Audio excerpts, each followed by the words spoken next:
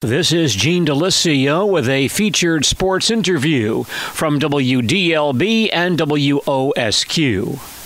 One of the most beloved sports figures in central Wisconsin is legendary Marshfield official Mike Steinwagner, who officiated football, basketball, and baseball for many years and was inducted into the Marshfield Area Baseball and Softball Hall of Fame in 2018. It's a great honor, after working 30 years of umpiring here in central Wisconsin, doing college ball and high school ball and Legion ball. It's a great honor. I started my career back in 1975, and I had to give it up after the 2004 season because of a knee injury that the doctor says they couldn't do any more surgery, and he says, well, you might as well just hang it up after 30 years because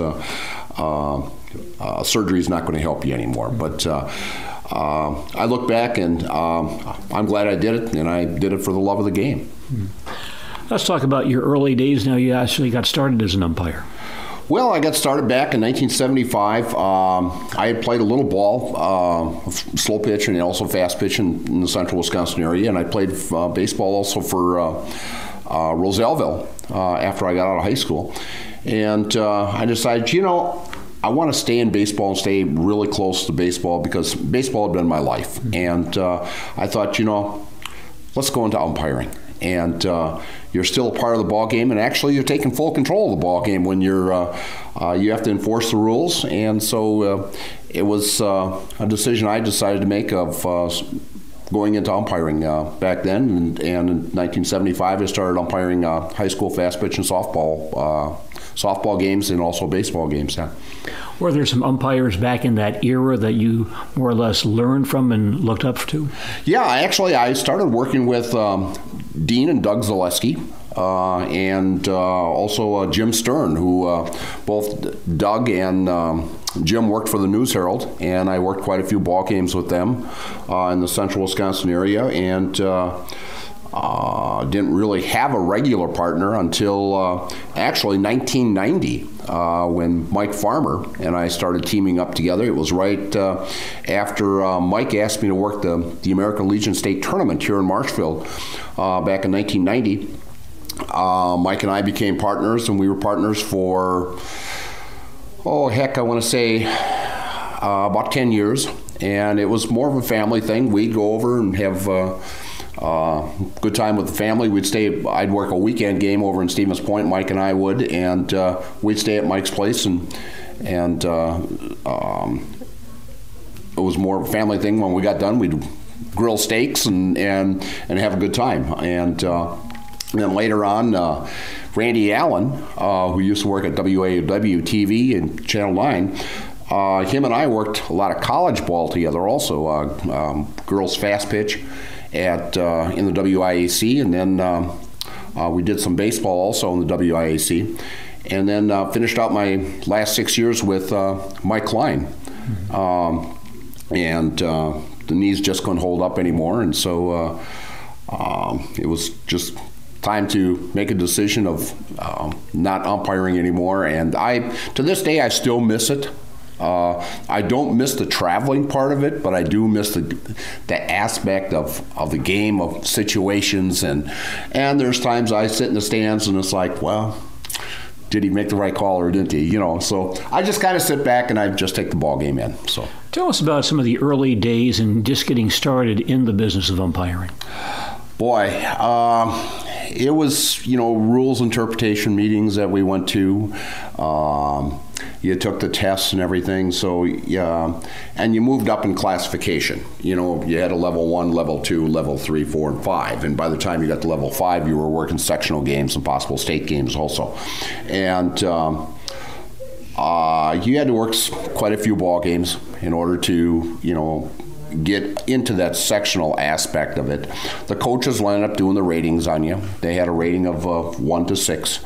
And of course, that's how the WIAA landed up determining who landed up working the sectional games and also the state games. So, but yeah, I worked quite a few sectional ball games going back, let's see, it had to be sectional softball games. I had like 6, 7 years in there. I had sectional games of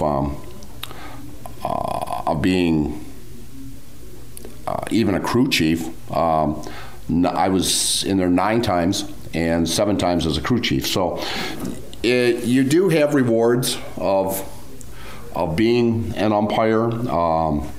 I had the honor of working the American Legion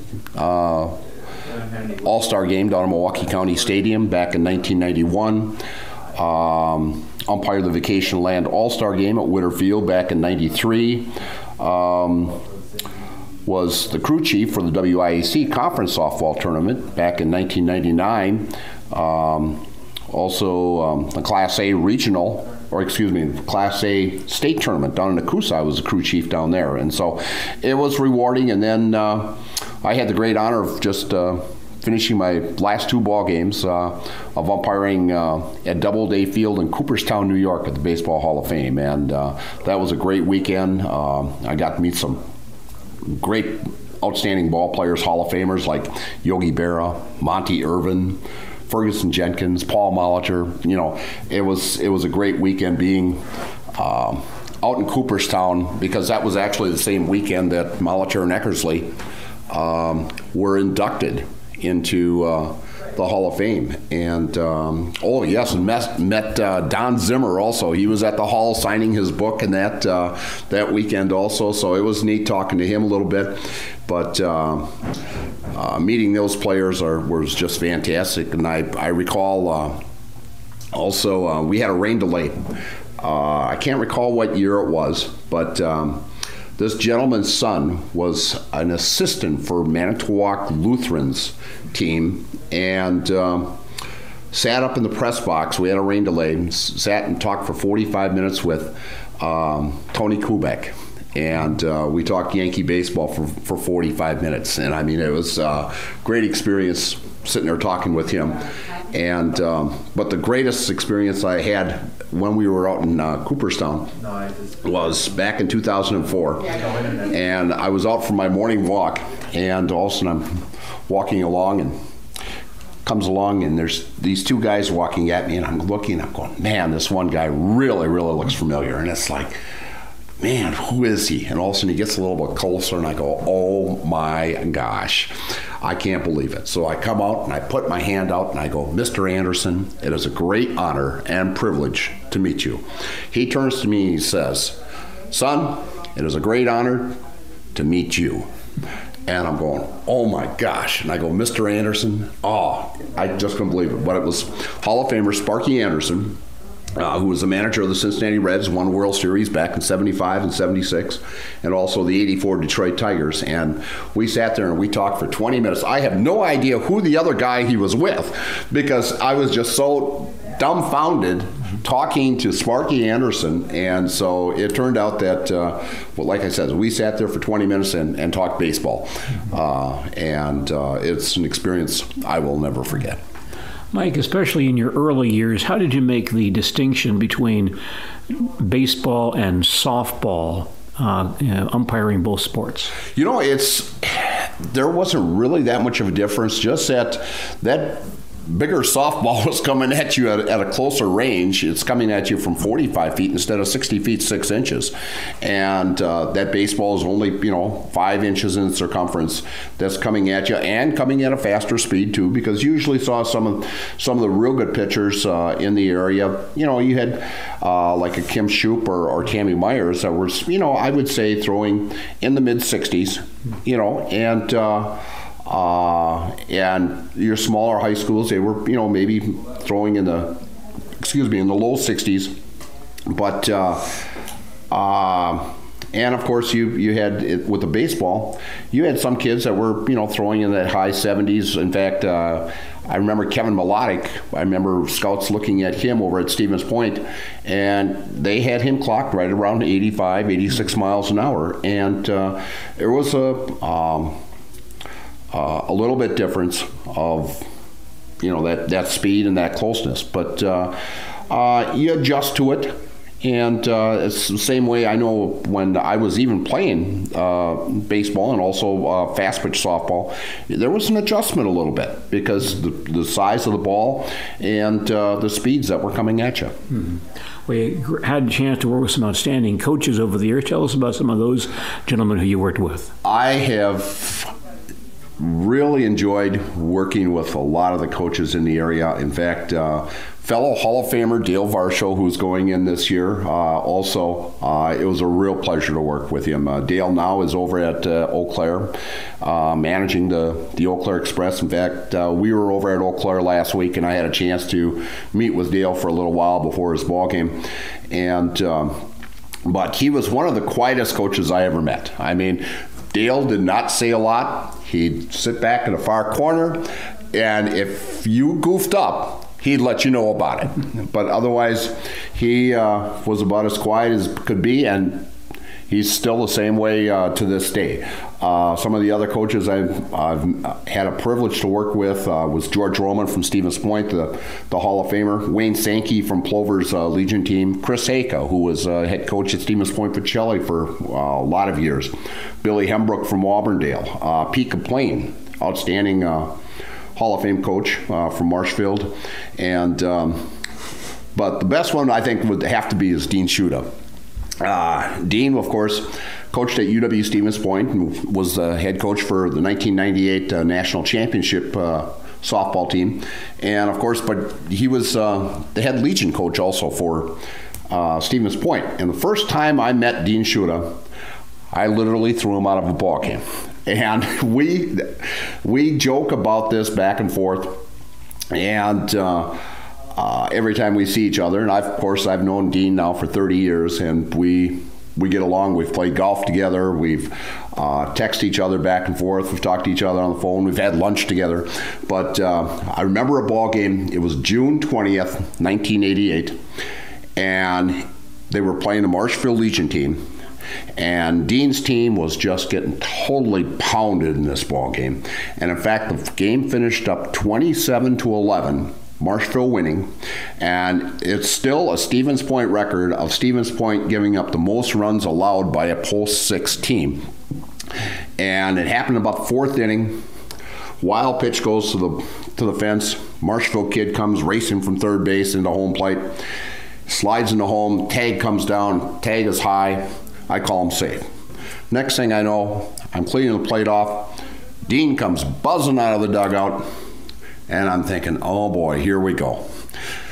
So he comes up to me, and he's nose to nose with me, and he says, Mike, he was safe.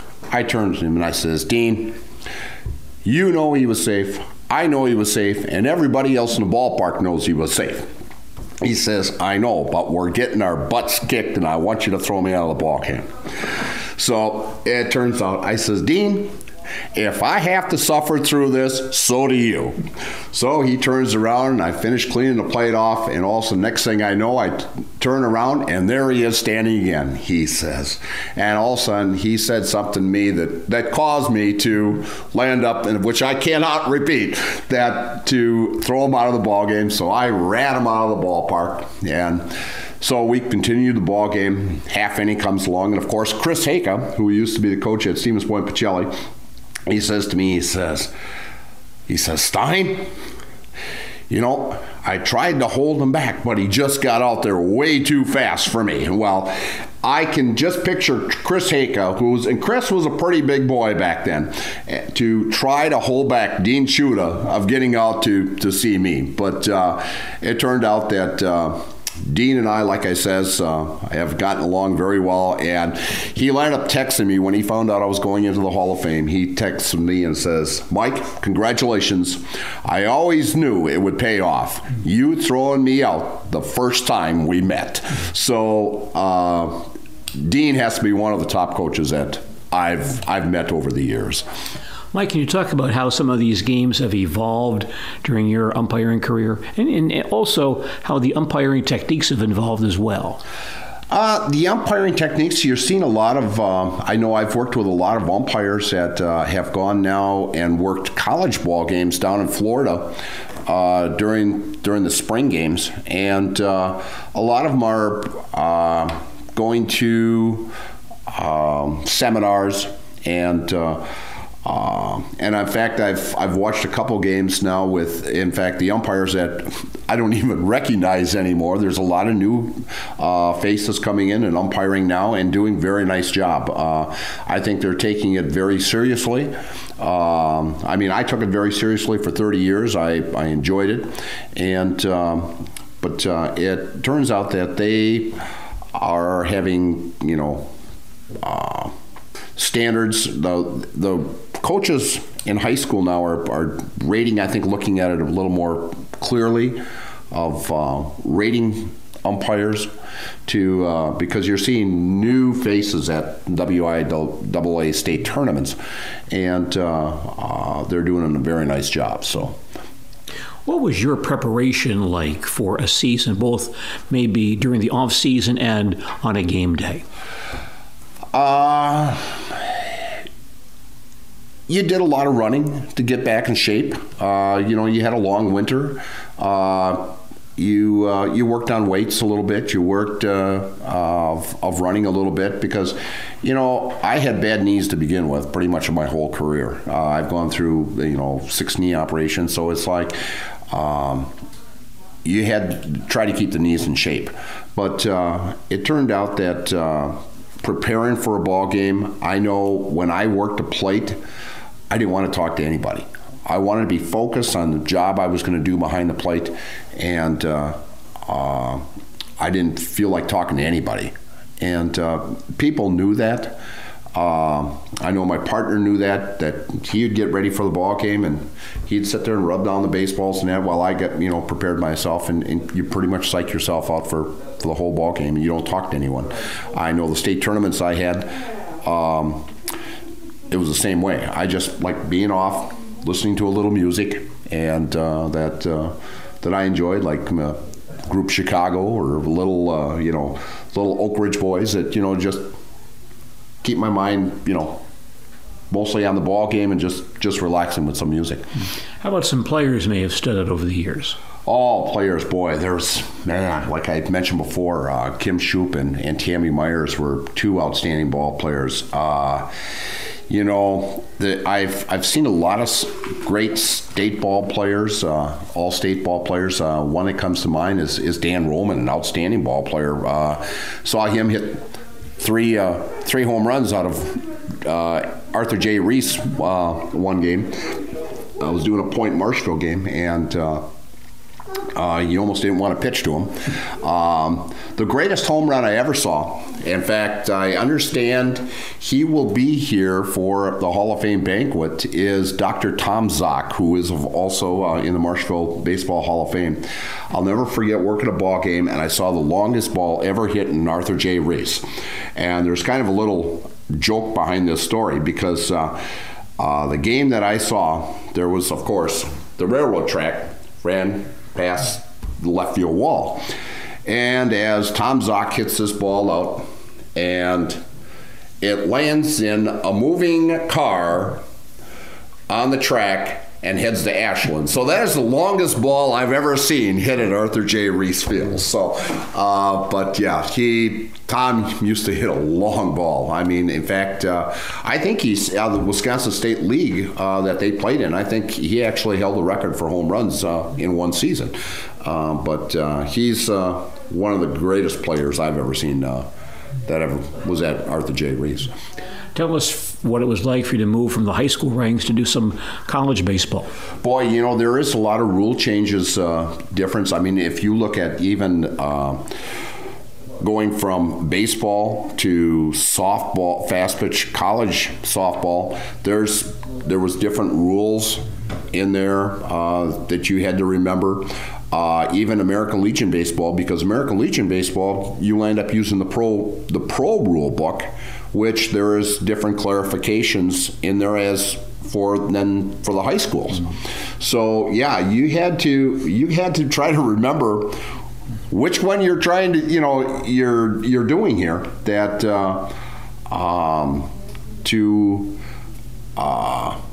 because you don't want to make a bad clarification.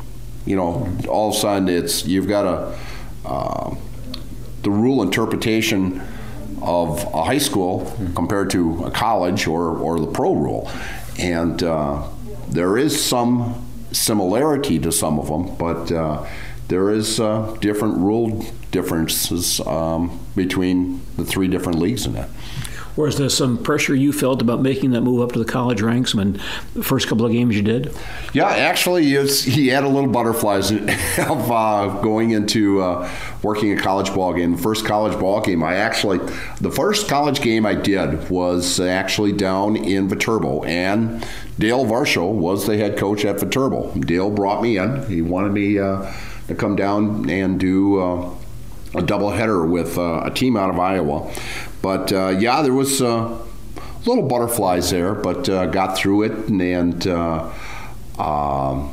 what's funny is that the college players down there in that NAIA, they can receive scholarships down there. And you met, in fact, it was the first time that I had ever met any Spanish-speaking ball players, because pretty much that whole team from Iowa were all Spanish-speaking ball players. And it was like, well, how do you communicate with them? So it was like, but we got through it, and it was great doing college ball. And like I said, I do miss it after 30 years. In fact, I've been out of it now for 14, but I still miss it to this day.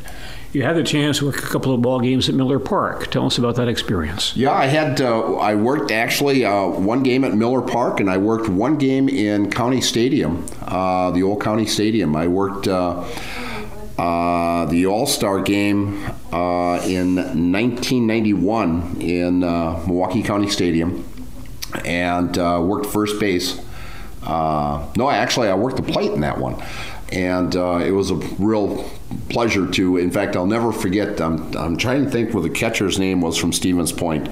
In fact, Brian Gus played in that ball game, and I still have a picture of that because Brian's dad, Jim, took a picture of Brian at the plate and me behind the plate.